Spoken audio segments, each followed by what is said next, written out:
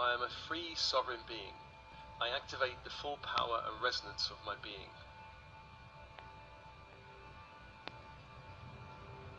I am a vast being of light, not limited by time or space. I am connected to the great web of life.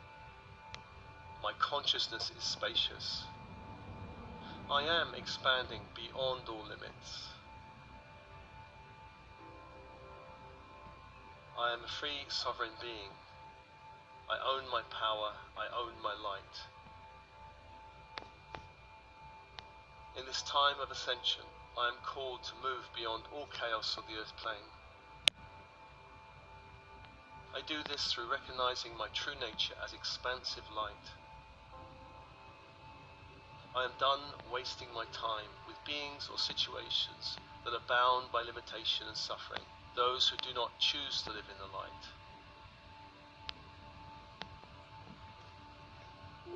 I am a free sovereign being. I own my power. I own my light. I have grown within the limits of this world, but now I am done with all limitations. I am waking up from the illusions and deceptions of this 3D world. All limits are illusionary. I am remembering my true nature. My true nature is light.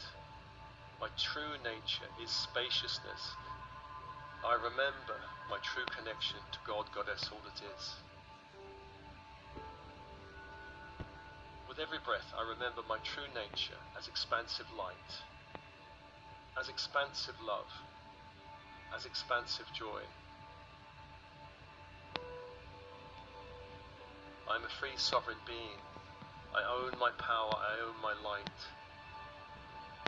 In each and every situation, I ask my higher self and all high frequency beings working with me to assist me in remembering my connection to the light.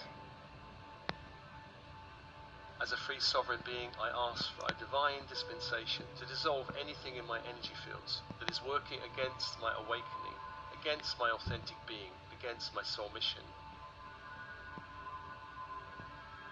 I am a free sovereign being. I own my light. I own my power. I am light. I am love. I am freedom. My mind is fluid light. Every thought is infused with the light and bliss of my soul. All beliefs are being upgraded in the light of love. All stories are being upgraded into higher frequencies of possibility. My mind is soaring beyond all limits imposed by the matrix. I dissolve all limiting agreements and rules. I no longer play the binding game of limitation. I am a free sovereign being. I own my power. I own my light. I am light. I am love. I am freedom. My heart is fluid, expansive light. My heart is expanding beyond all bindings. I dissolve anything binding my heart to conflict or drama, limitation in any form. Love does not seek to bind another. I release all binding from my blood family and my soul family. I grant my heart the gift of freedom. I release all old energies within my heart that generates any sense of limitation. I am a free sovereign being. I own my power. I own my light. I am light. I am love. I am freedom.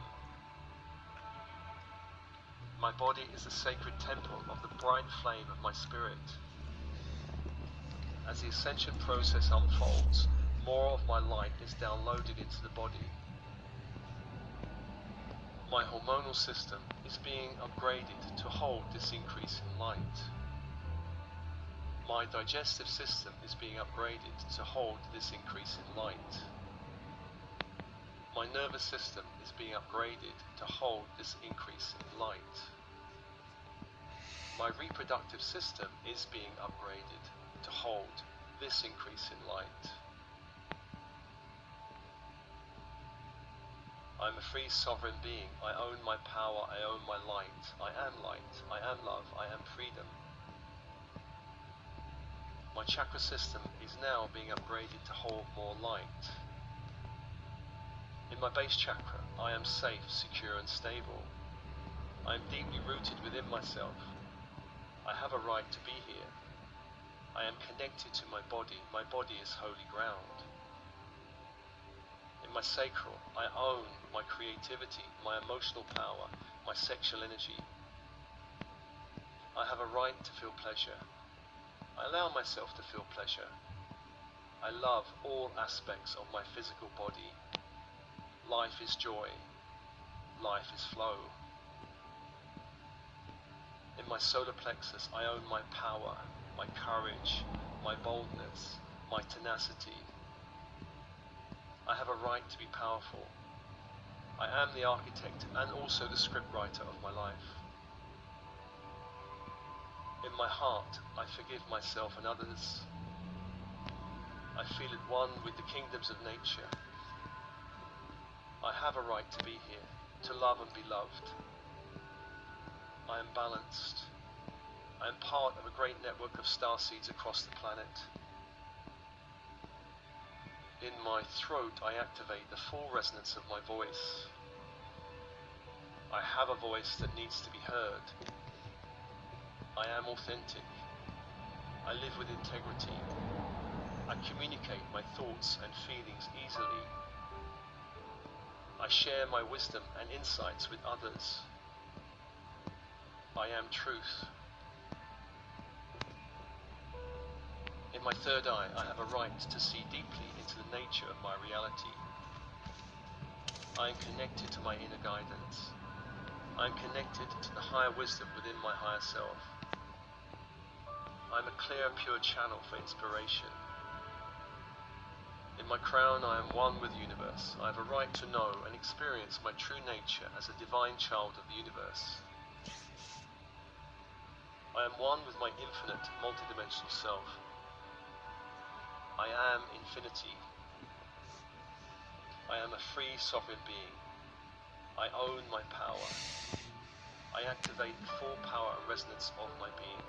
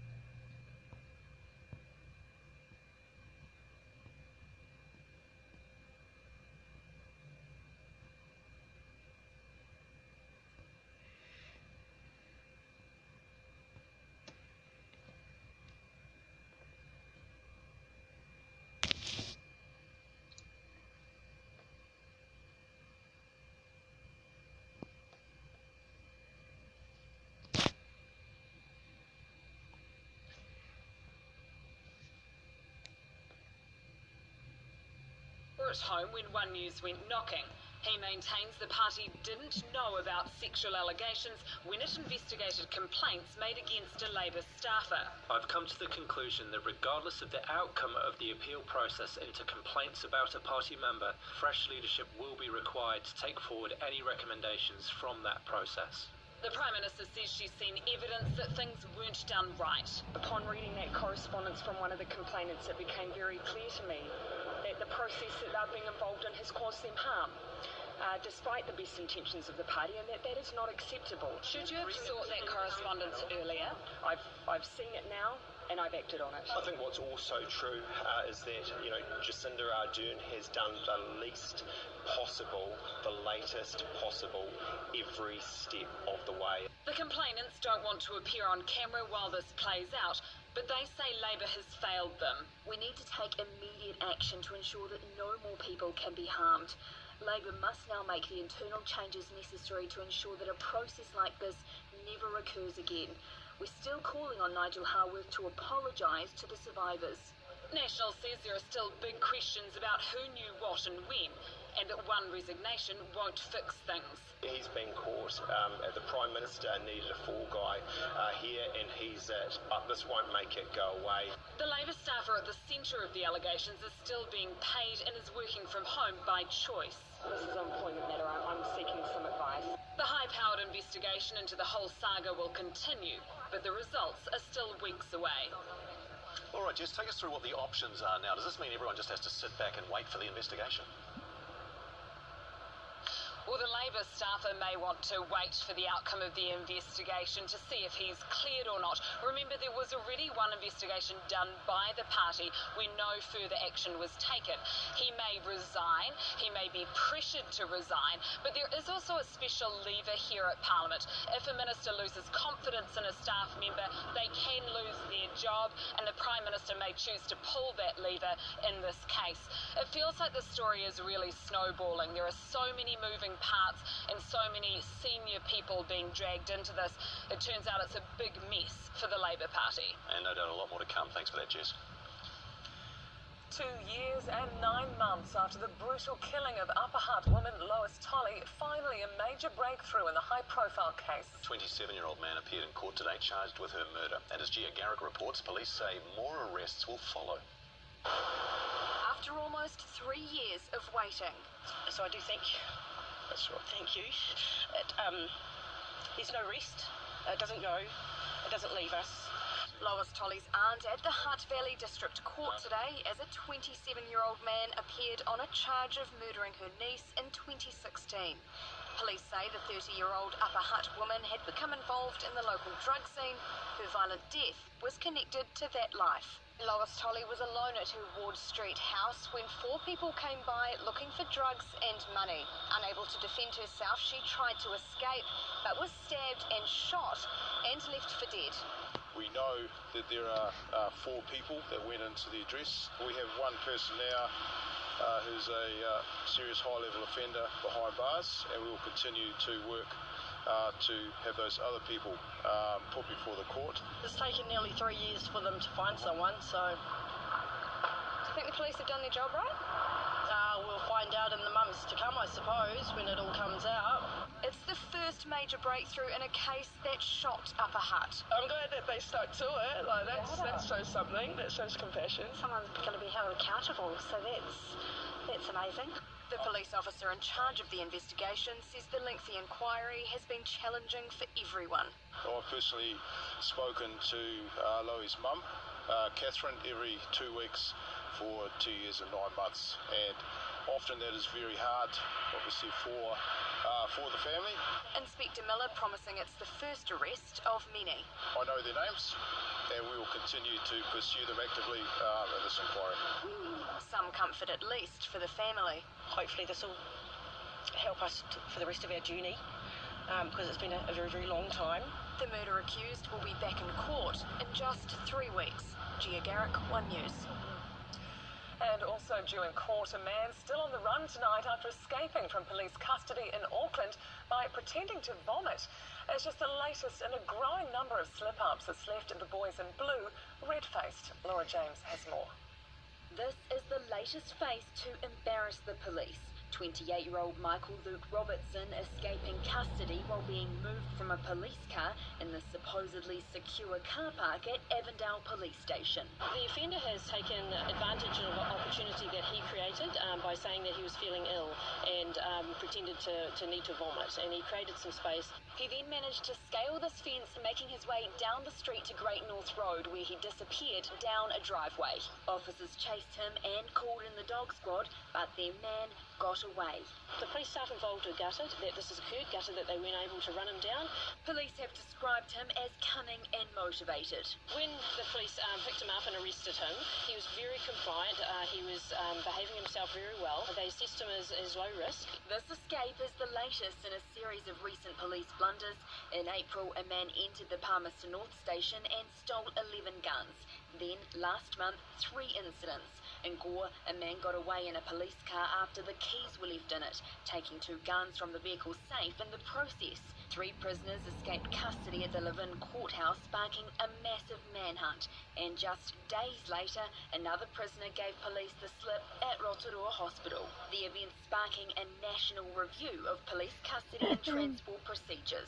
We have thousands and thousands of prisoner movements a year, and not that many of these incidents that occur. Police disappointed with the latest mishap involving this Auckland man. He's wanted for meth possession, among other things. Anyone with information about his whereabouts is urged to come forward. Laura James, One News. Some Māori and others are criticising Air New Zealand for trying to trademark the logo for its Kia Ora magazine, but it can't actually trademark the Māori phrase itself. The airline says it's standard corporate practice to have all of its logos trademarked. The ruling body says the application is undergoing examination.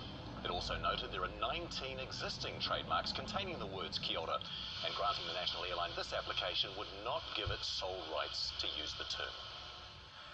An ambitious plan for a charity hospital in Southland's being launched tonight. The vision of terminal bowel cancer patient Blair Vining and his wife Melissa. The couple's been lobbying the government